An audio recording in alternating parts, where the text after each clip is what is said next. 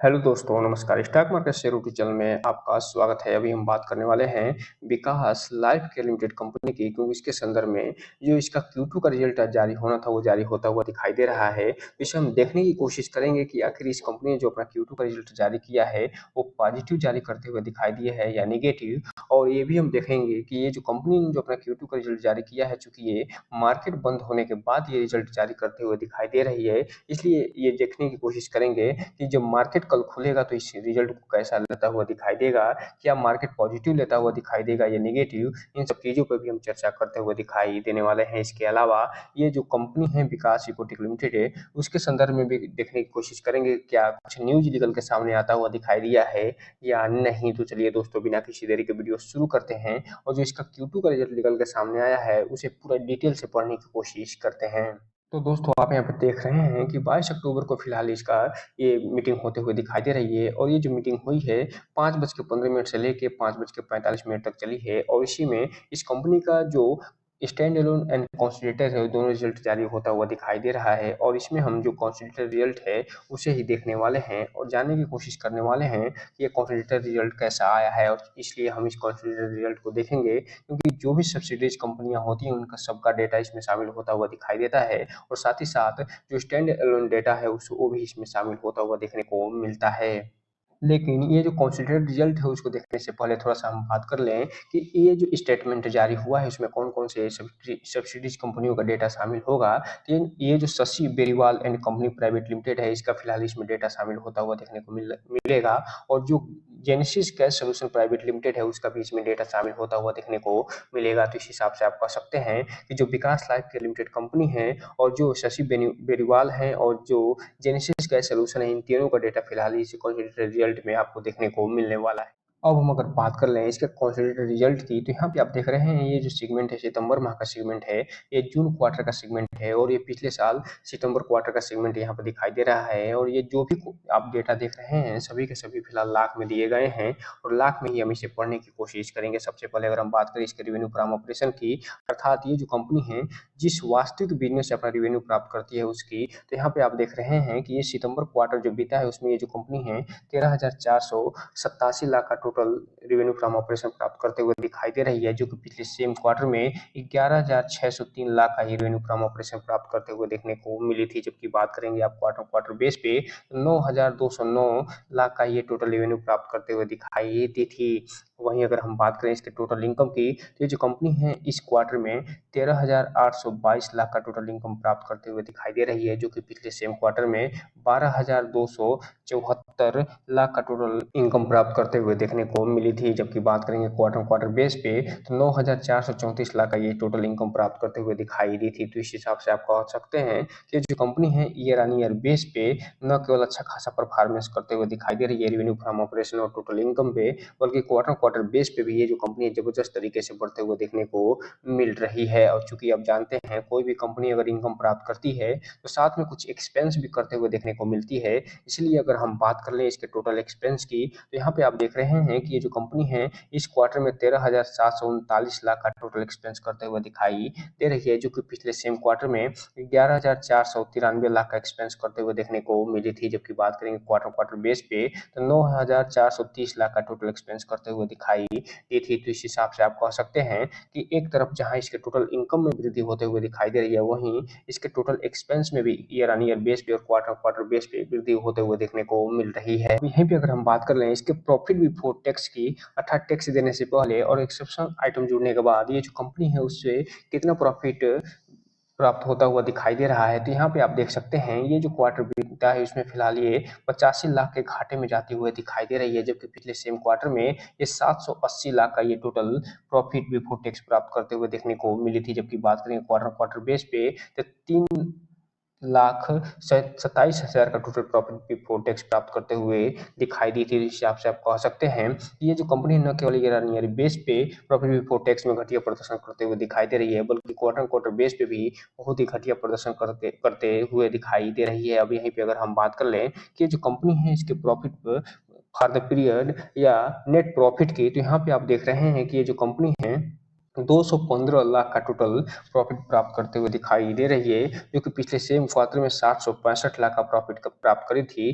जबकि quarter quarter base पे ये 339 लाख के घाटे में जाते हुए दिखाई दी थी। तो ये जो इतना बड़ा बदलाव आ रहा है, वो कहाँ से आता हुआ दिखाई दे रहा है? क्योंकि और ये जो 215 लाख का ये से प्रॉफिट होता हुआ दिखाई दे रहा है, वो कहाँ से होता हुआ दिखाई दे रहा है? क्योंकि यहाँ पे आप देख रहे हैं कि ये जो कंपनी 85 लाख के घाटे में जाते हुए दिखाई दी थी, तो यहाँ पे आप सीधा-सीधा देख सकते हैं कि जो टोटल एक्सपेंस है, वो फिलहाल माइनस में 301 लाख का होता हुआ दिखाई दे रहा है।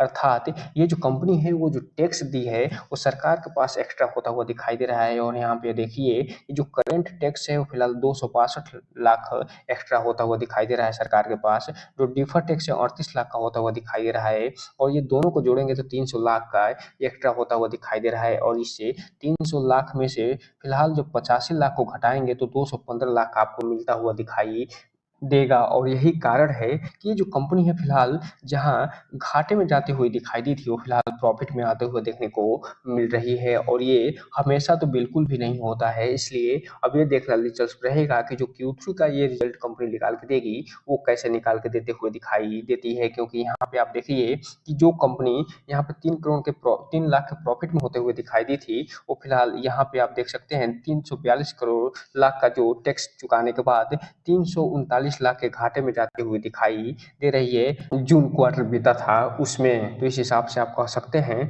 कि ये जो टैक्स है वो अच्छा खासा खेल करता हुआ दिखाई दे रहा है, जिसके कारण ये जो कंपनी है वो फिलहाल प्रॉफिट में जाते हुए देखने को मिल रही है।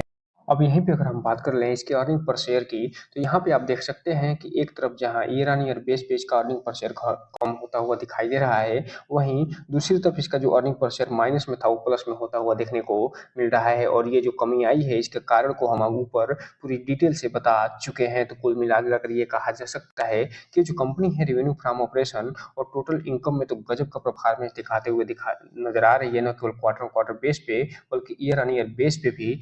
बल्कि ये कंपनी अगर अपने टोटल एक्सपेंस पे अच्छा खासा कंट्रोल कर लेती है, तो ये आने वाले समय में और बढ़िया प्रदर्शन करते हुए दिखाई दे सकती है। तो मेरे हिसाब से अगर देखें तो ये जो कंपनी है ओके ओके परफॉर्मेंस करते हुए दिखाई दे रही है। नहीं इसका रिजल्ट बहुत ही सुपर डुपर निकल कर आ रहा है, और नहीं ये बहुत ही घटिया निकाल के देते हुए नजर आई है। अब ये देखना दिलचस्प रहेगा कि कल जब मार्केट खुलेगा तब ये मार्केट इसे पॉजिटिव लेते हुए दिखाई देगा या निगेटिव। जहां तक मेरा मानना है, अगर मार्केट का सेंटीमेंट नेगेटिव रहा तो इसमें गिरावट होना लाजमी है। इसलिए इस कंपनी पर नजर बना के रखिए और जानने की कोशिश करिए कि इसमें उतार चढ़ाव आते हुए दिखाई दे रहे हैं, उसके पीछे कारण क्या क्या निकल के आते हुए देखने को मिल रहे हैं। अब यहीं पे अगर हम बात करें थोड़ा सा सेगमेंट वाइज रिवेन्यू की, तो ये जो कंपनी कौन कौन से सेगमेंट में काम करते हुए दिखाई देती है, तो यहाँ पे आप देख रहे हैं कि रियल इस्टेट डिवीजन में फिलहाल अभी इसका डेटा उपलब्ध होता हुआ दिखाई नहीं दे रहा है। जो ट्रेडिंग एंड मैन्युफैक्चरिंग पॉलीमर्स है उसमें काम करते हुए दिखाई देती है। एग्रो क्षेत्र में काम करते हुए दिखाई देती है, इंफ्रास्ट्रक्चर क्षेत्र में और गैस मीटर क्षेत्र में। साथ ही साथ जो टेक्निकल जो कंसल्टेंसी सर्विस है वो भी प्रोवाइड करते हुए दिखाई देती है। और इसमें यहाँ पे आप देख रहे हैं इन सब में तो नहीं, लेकिन कुछ में अच्छा खासा प्रदर्शन करते हुए दिखाई दे रही है, लेकिन कुछ में इसमें अच्छी खासी गिरावट देखने को मिल रही है। खासतौर से एग्रो का आप क्षेत्र देखेंगे तो इसमें न केवल ईयर ऑन ईयर बेस पे जबरदस्त प्रदर्शन करके दी है, बल्कि क्वार्टर क्वार्टर बेस पे भी जबरदस्त प्रदर्शन करके निकाल के देते हुए नजर आ रही है। यहीं पे अगर हम बात कर लें कि जो कंपनी है डोमेस्टिक और एक्सपोर्ट में, डोमेस्टिक में कितना एक्सपोर्ट करते हुए दिखाई दे रही है और विदेशों को कितना एक्सपोर्ट करते हुए दिखाई दे रही है, तो यहाँ पे आप देख रहे हैं कि फिलहाल सिर्फ और सिर्फ डोमेस्टिक में एक्सपोर्ट करते हुए देखने को मिल रहा है। और Nepal, Bahrain, Mauritius, Bangladesh, UAE और चाइना में फिलहाल कोई भी एक्सपोर्ट करते हुए दिखाई नहीं दे रही। यहीं पे अगर हम बात करें इसके चार्ट पैटर्न की, तो एक तरफ जहां मार्केट का सेंटीमेंट नेगेटिव होता हुआ दिखाई दिया था और निफ्टी लगभग 300 पॉइंट की गिरावट दिखाते हुए नजर आई थी, वहीं दूसरी तरफ इसमें भी लगभग 3% के आसपास गिरावट देखने को मिली और 4 पैसे 47 पैसे पे बंद होता हुआ दिखाई दे रहा है। लेकिन पानी की चार्ट पैटर्न की बात करेंगे तो 10% की गिरावट दिखाएगा। एक महीने में हालांकि 1.5% की तेजी दिखाई है, 6 महीने में 13% की गिरावट। लेकिन ईयर टू डेट की बात करेंगे तो लगभग 10% की गिरावट दिखाता हुआ नजर आएगा। लेकिन एक साल की बात करेंगे तो ये फिलहाल 3.5% से 4% की गिरावट दिखाएगा।